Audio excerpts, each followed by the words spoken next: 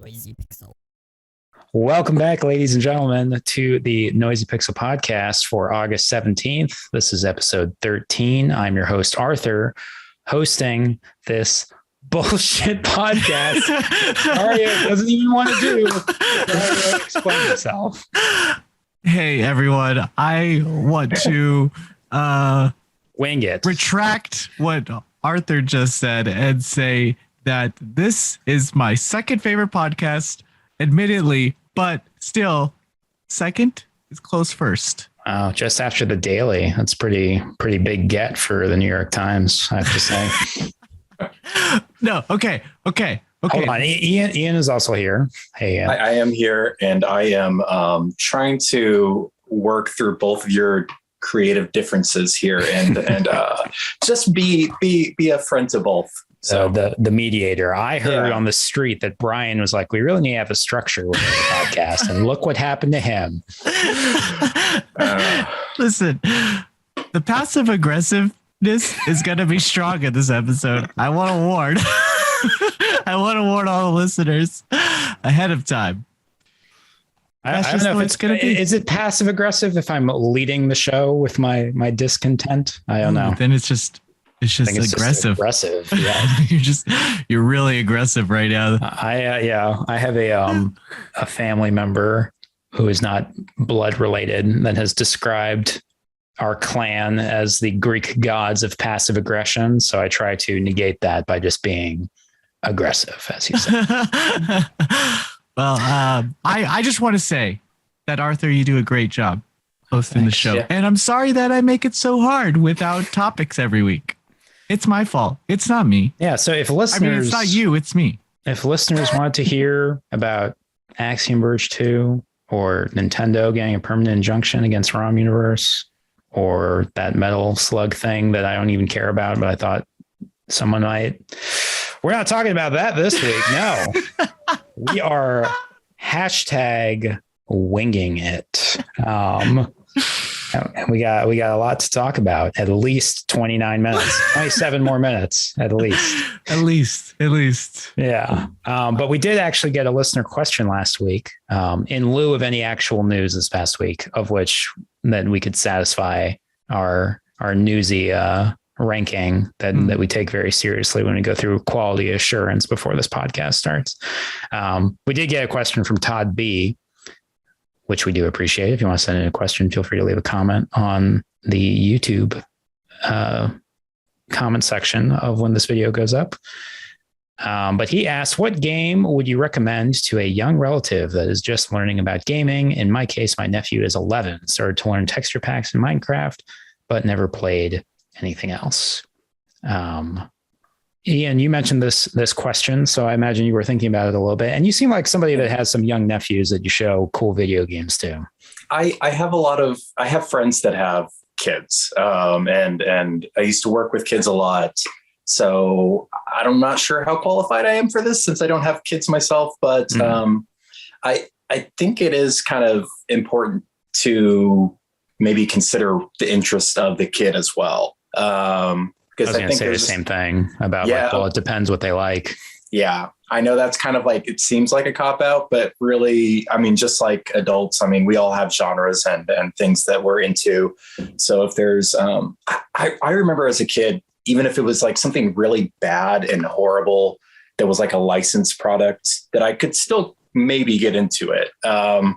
And I think sometimes you just kind of need to let that, nurture, even if you're like, this is not maybe a game you are into, or maybe that maybe approve would be a little strong to say, but sometimes to put that elitist, like kind of hipstery thing to the side and see what can happen later on, I think I agree with your assessment of just making it as approachable as possible. Yeah.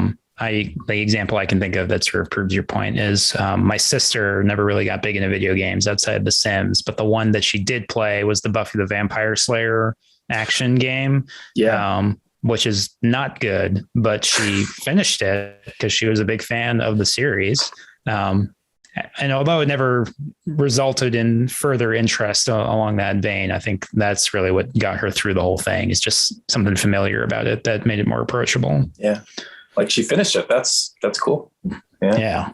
That anybody finished it was wild. Azario, you have your own take? I guess I have a short anecdote. When I used to live, I had a place, and in between moving, my nephew and my brother lived with me for a short period.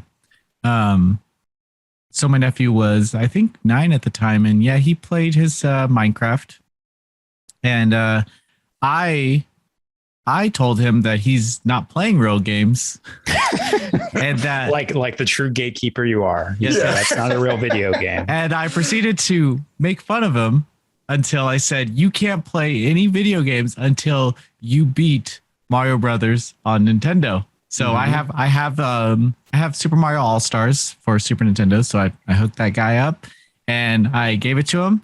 And I said, "I beat this game when I was 6. You're 9. You should be able to do it."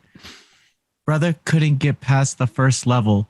So for the next 2 hours, I made fun of him. Yeah, you know what he's playing with now? A heroin addiction. he's never got over that sense of failure. He's 14. He's 14 now, and he makes goth beats on TikTok. So, what led him to do that? That's the question. Where did he ascertain so much negativity for his own existence? He must have gotten it from his mother. No, he was getting frustrated, and Azario was like, "You just got to wing it." Marquee advice. I feel like I bully in a very charming way, though. I'm not coming at a place of hate. I'm coming at a place of I want you to do better in order to shove it in my face. So I'm going to put you down to encourage you to do better. Yeah, you want it spitting right back at you. That's what you're waiting for. Yes. I want to degrade you until you want to degrade me, and then you'll just do better than me and be like, "Ha!" And I'll be like, I think that's called a brat in certain circles. I think it might be a little abusive. I think. I was just going to ask if you're planning on being a father anytime. Oh no. Yeah. I've clearly, I'm clearly a child myself. So. Well, speaking of dads, the example I was going to give was actually my dad got into video games in the past. Man, I guess it's been a while. Probably 10 years he's been playing games now. It seems like he just started yesterday. But he was never big into them. And then he got a job at a game company that he no longer works for. And they had these play sessions where everybody in the company would all play a video game. And he did not like that he was the odd man out because he had never done it before. So he sort of enlisted me for some advice on how to get into it more. And I do agree with Ian's thing about like, it really depends on what your interests are. But generally from like a mechanical level, I tend to go with turn-based story-driven games like a Persona or like a Final Fantasy, or if you want to get in a different type of genre, you could do like a Banner Saga or XCOM even, which are more like clearly defined. Here's the part where you play the game, and then here's the part where you're sort of getting invested in playing it. Oddly enough, the one that I think was the most successful for him early on was Valkyria Chronicles, just because it's turn-based. There's like some experimentation that you can have. So it's not just like, fill out the prompts correctly. There's room to mess up too. Like you one mistake doesn't end the match. You're allowed to take on those maps. Yeah. At your own pace. So. Yeah. So that's usually the suggestion I go for. Me personally, I don't quite remember my trajectory of video game playing, but I do know that I gravitated to strategy games very quickly because it was like more of a tool rather than a game, if that makes sense. I have a distinct memory. This would have been in high school though, so I'm certain there's something before it, but of playing Civilization 4 in a relative's house, and we were in like Europe or something. So there was supposed to be like tourism going on, and I was just at home playing Civilization 4 because they had it installed and it seemed pretty good. So yeah, something like that, just where you can kind of dive into the mechanics and not have to like sit through a bunch of stuff that you think is kind of boring. I think all that stuff is a good approach. And I think that's why Minecraft is usually so successful. It's kind of a mix of what I was saying in a way. I think I usually like to recommend action platformers, kind of like Spyro the Dragon in that vein. I live currently with a couple of a 9-year-old and a 6-year-old, and I gave the 6-year-old the Spyro the Remastered, and he was clearing out the stages easily, and I was very surprised because that's kind of a hard game, the first one. Yeah. And so that surprised me, and I was pretty happy with not making fun of him and just being like, wow. I assume these young children are related to somebody that pays rent there, and not that you're living in a kindergarten or something, right? No. Yes. They're not my kids, and I don't pay for them, but they do live here. Okay. Yeah. So that'd be our advice. What were you gonna say? No, kind of what you were talking about as a kid too. I'm not sure if this ties into setups that people have now too, where there's just like a list of games, and sometimes just kids going through games and getting a test of what they can play. We had along with the NES, we had like an old Apple IIe, and had like actual like floppies that we would try out. And I would just try out like all the games. And if it was really text heavy, cause I was like 4 or 5, like I couldn't get into it, but some of the other ones you could kind of get the mechanics. I'm not sure if that would work, but something that you feel safe for a child to kind of like go through and just test drive like all the games that you have, that aren't, rated M or whatever. But yeah. If my kid can't use MS-DOS, then he can't use the computer. Just always. Dario just has an ongoing list of requirements. Yeah. A godlike figure in that way. Yes, basically my kids are going to be little trophy farms. I'm going to make them sign into my PlayStation Network and just play all my games. Wow. Yeah. Get the prestige you've been looking for your whole life. Yeah. So I could show it off to my online friends. Hey, you know how I got these? I didn't even get them. My fucking idiot kids got them. Oh, that being said, one that it seems like has gone over with all like the kids that I've played games with is Mario Kart. I don't know why, but especially that the deluxe one, the 8 with I know it pissed a lot of like the hardcore gamers off, but where you can't actually veer off the track, but I made it so like accessible for them. So I don't know if I had to pick a game that was just like maybe one that could work for most, I don't know. I have a negative opinion on Mario Kart, but I feel like that's saying like, if you like movies, check out Cocomelon, right? You'll get into this trance and just keep watching it for some reason. Whatever. We have to move on to our other breaking topics. I know we've been playing some games this past week. Zara, you were very excited to talk about Madden 2022. So I won't say I was excited, but it goes with our topic of so I don't know anything about football. So I used this. Are there crowds in it? There are crowds. There's the Washington football team in it. There's a lot of football teams in it. I don't know if Washington is one of them. I couldn't tell you.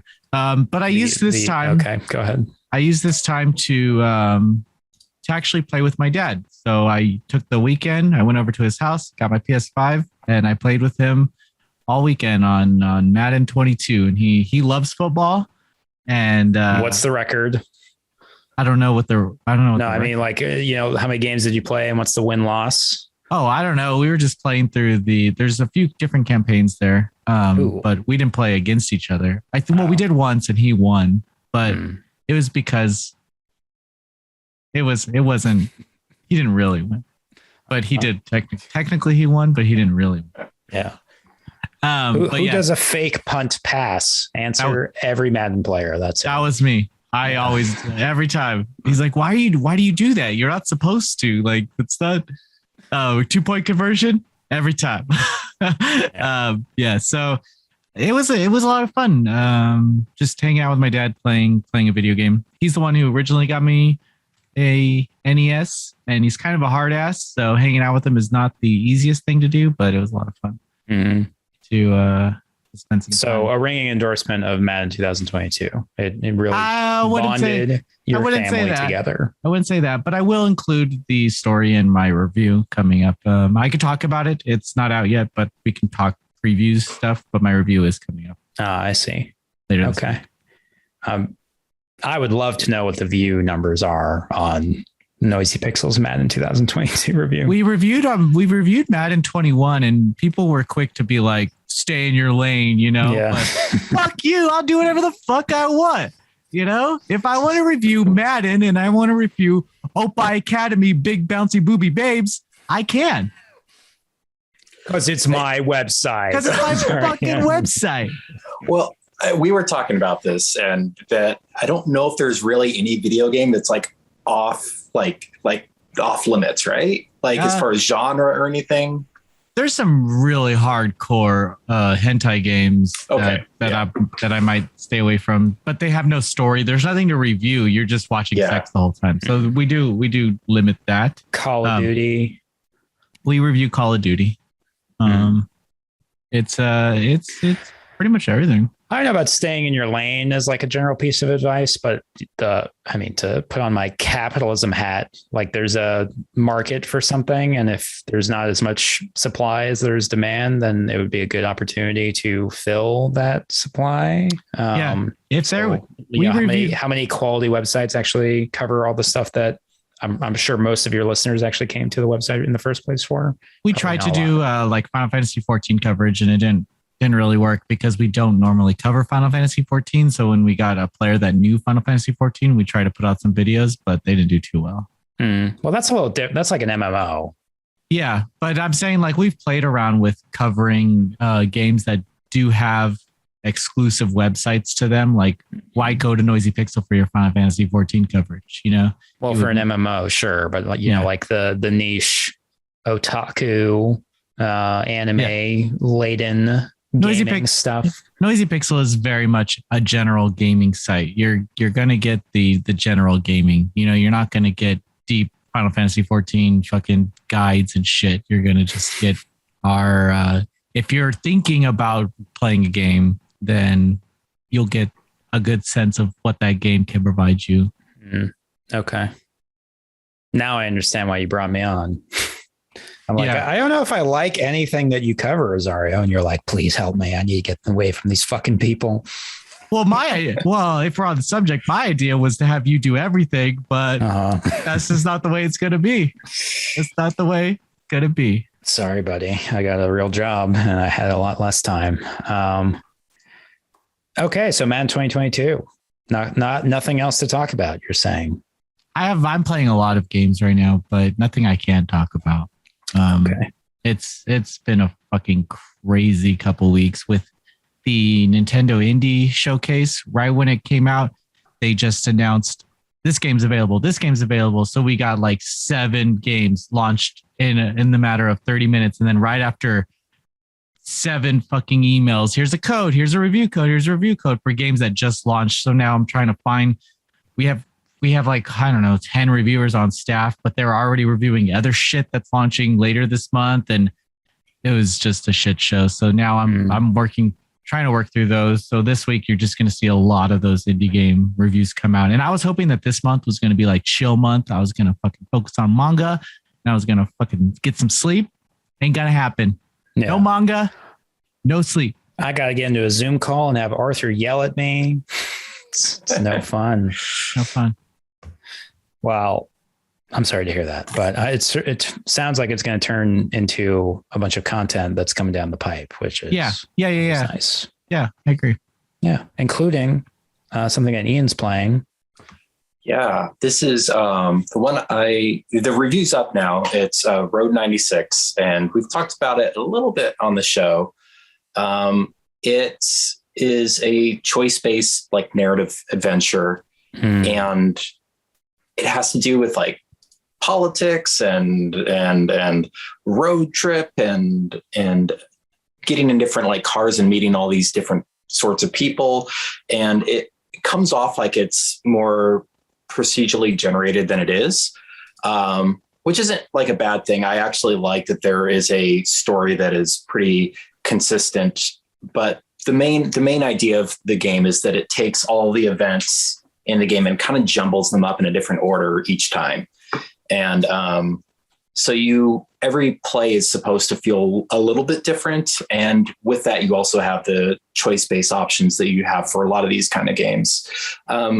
It was fun. It was a good experience. So we're talking like a Telltale-esque adventure game. Yeah. Something like that. It does get kind of dark, but I would say for the most part, it keeps, even with the like material, it keeps it pretty whimsical and lighthearted overall. So not as grim as I would think like some of the Telltale can be, but that's the main thing is they do jumble up the order of events. And when you get closer to the end, because there is a specific, way things go, I think the order gets less jumbled up and you more or less expect a certain outcome after a while. But near the beginning there, I think you can almost encounter some of these main characters at any point. And that is interesting. And there's a lot of like neat mini games in there. And is there any type of pitch you can give on what the premise is, or is it one of those games that you kind of just have to go in blind, especially since you said it can go in any order? So there's this place called Petria, and it's like an authoritative state, and there's an election coming up, and you play as these random teenagers that are trying to get across the border and away from the country. And with trying to get across the country, you can also kind of determine what political landscape the country will be in after you leave, which is basically comes down to if you think that the country can change through voting, through more of like a violent revolution, or you're just like, nah, we just got to get out of here. That's the only thing we can do. So, so that's kind of a neat option to also have on top of all the other choices that you make throughout the game. But it's but yeah, that review is out now. So if people want to check that out, it's an 8 out of 10. An 8 out of 10 score for people. Yeah. would you say the story is what really made you like it so much? That was the thing that hooked you through it the whole time, or just the mechanical element? That and the characters. I mean, there are some neat mini games, but those are just kind of like additional things. Because you do run into, I think it's like 6 or 7 main characters throughout the game. And even though it's in different order, you kind of get to know them and just their quirks and everything. And they really make it. So yeah, definitely the story is I think what is so interesting about it. But that little mechanic of also having things jumbled up is really neat as well. Yeah. Well, sounds interesting. There's a lot of those adventure games that are like politics laden. I don't know if I talked about this on the show, but a month ago, I played this game called Suzerain. Did I mention that ever? No, I don't think so. I think it technically came out last year, like December, like 15th launch, something like that. So I think it went under a lot of people's radars, but it's like it's an adventure game, but it's sort of set up as if it's a strategy game. So like there's a bunch of things you can pull from the side of the UI to get more information on the history of the world that you're in, which is all fictional, or the characters that you're talking to. And you're kind of like the president of this country that you could call like a North African, Middle East type of country. So like they have a history of dictatorships, and you're like the second or third free president, and you have to make a decision on some of the things that you said a second ago. Do you think the country can get better through voting and representation? Do you want to be a total autocracy, or maybe split the difference somehow? So there are a lot, I ended up having really mixed thoughts on that game because I really liked it up until I didn't like it because I didn't do what I wanted it to do, which I think is the case with a lot of those types of games. But I've sort of come around to it just because I've replayed it a few times because I'm like, this motherfucking game, I'm gonna do what I want to do. God damn it. And through those subsequent replays, I've kind of appreciated the story more and more. But that's always the thing with adventure games in general, is just like straddling the line of taking down the path the developers want you to go down, but also making it feel like what you want to happen can happen. Yeah. It's difficult. I was kind of worried about that actually when I was initially playing it, just as far as if some of the politics would be like too heavy handed, if it would be, I don't know, if there just wasn't enough like choice in some of those areas. And I think they did a really good job. I think they did. Yeah. So, were you satisfied with the ending? Without like giving spoilers. Yeah. I was. I get the idea that there's a lot of different endings that you can do. Yeah. I think I made the right calls. So my ending, I will say, was relatively happy. Yeah. Yeah. Because I know that if one of your characters gets caught, then the episode still continues. So were you inclined to maybe retry episodes, or like, did you feel that? You know what? That's interesting. I'm not sure if you can go back and like retry episodes, because I did have a teenage, because you do play as a different teenager each time. And one of mine was captured and another one I think was I know another one was killed. Good night. And sweet friends. So I guess that's not super happy. But the overall ending, it was a good ending. Hey, a few people have to die for something good to happen. So being satisfied with the ending is different than, being happy with the ending, right? Yeah, exactly. That's what I was mostly like. If you because you shaped the whole game, so as long as you're happy with the ending that you got, the conclusion that you got at first, I think that's what makes an adventure game good. Yeah, and I think the interesting thing about a game like that is when I think back about like choices that I made in the game, I still would have done them. So those still would have happened, and because I don't know, sometimes it feels cheap, like, oh, I should have done this, and it's like, no, it's just that's sometimes how you have to choose I don't know, if you're willing to give up like moral decisions versus like life and all that jazz. Yeah. I prefer whenever you're playing like an actual character in those things and they give you an indication of what your character thinks. Like the one I remember is Until Dawn, I think literally gave like personality traits in the menu for each character you were playing.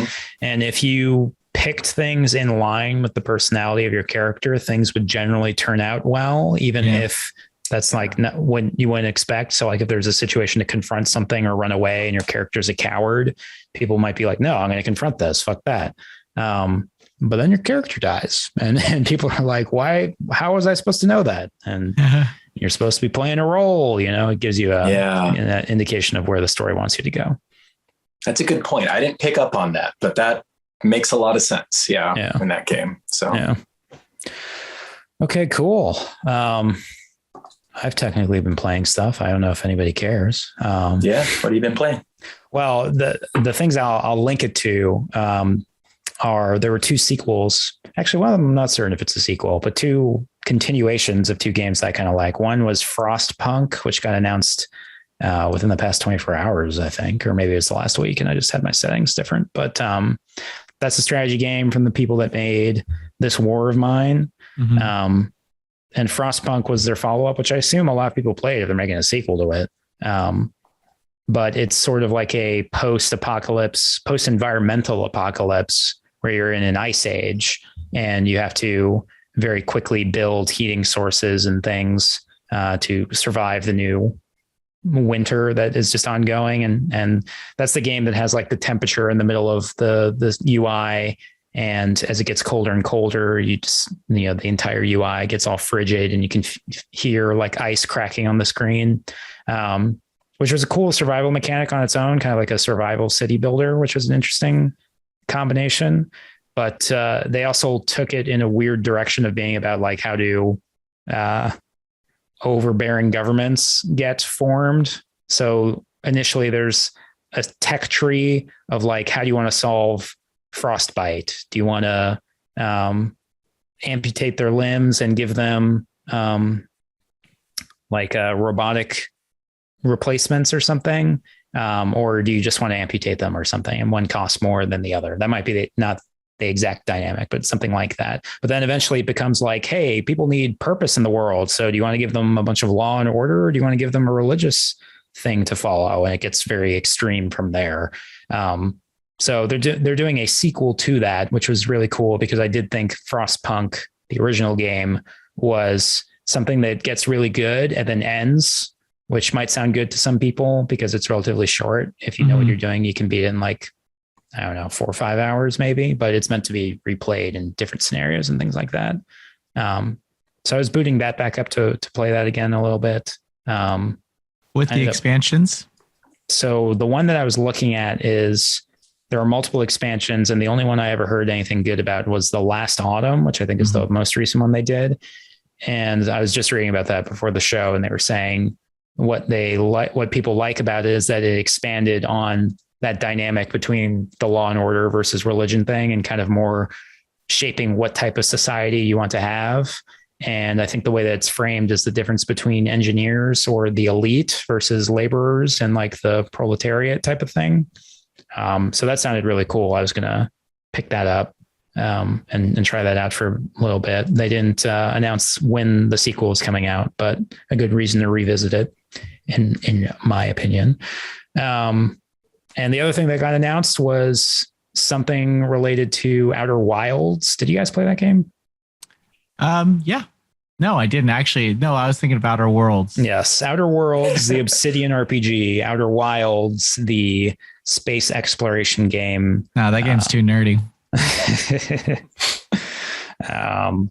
A pretty approachable game overall. It sounds like it would be more complicated than it actually is. I would say it's like fairly cartoony in a lot of ways, but still has like the terror of space travel that you might expect. Like the tone is very silly and whimsical, you could say, but so it's like a live, die, repeat situation. So you're stuck in this time loop, and you have to figure out why time keeps looping. That's basically the extent of Outer Wilds. So one playthrough can take at most 22 minutes, I think is what it is.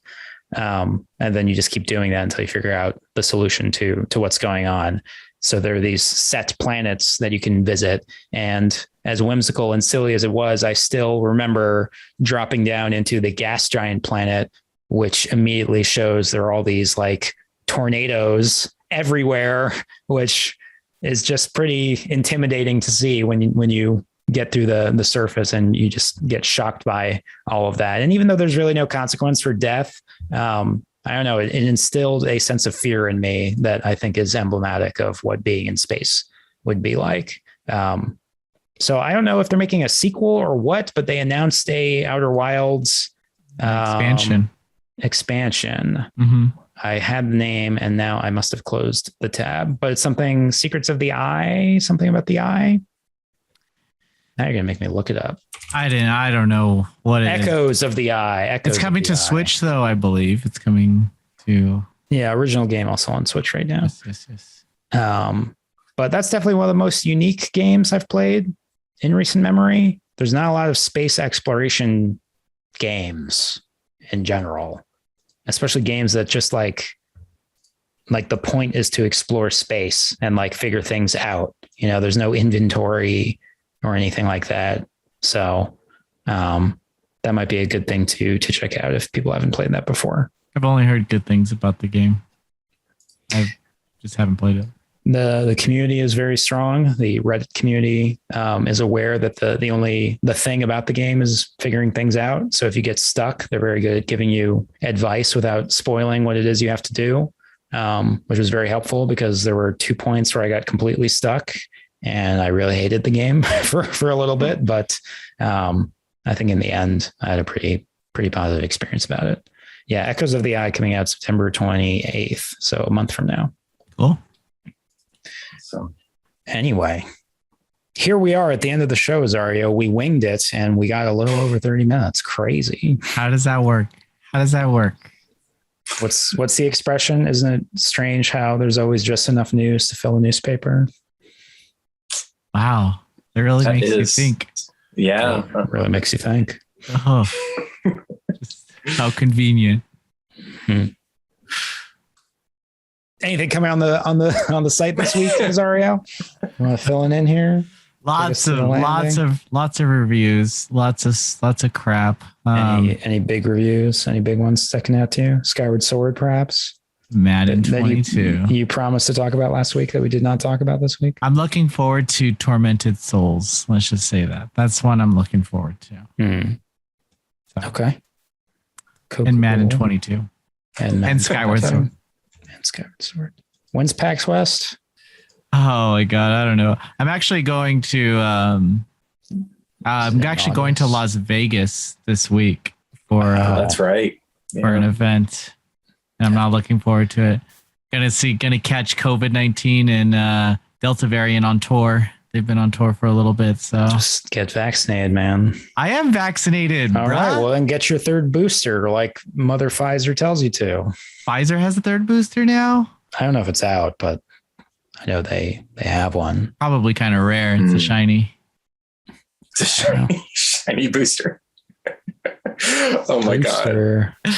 Listen, we can't talk about that because then YouTube's going to take down our video. Yeah. Okay. Yeah, we're going to have do what the CDC says, unless it's against what the WHO says, in which case, I don't know, figure it out. I'm definitely going to talk about it. Yeah. And say happy holidays instead of Merry Christmas.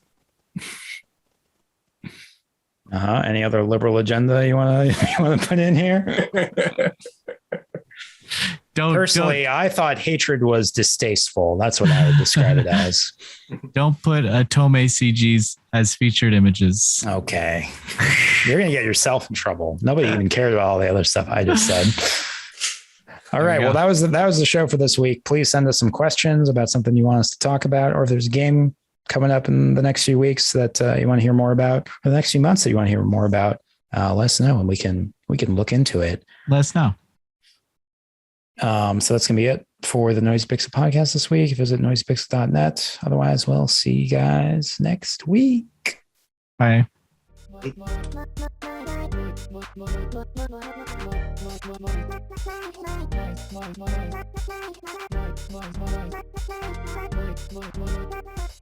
Noisy Pixel.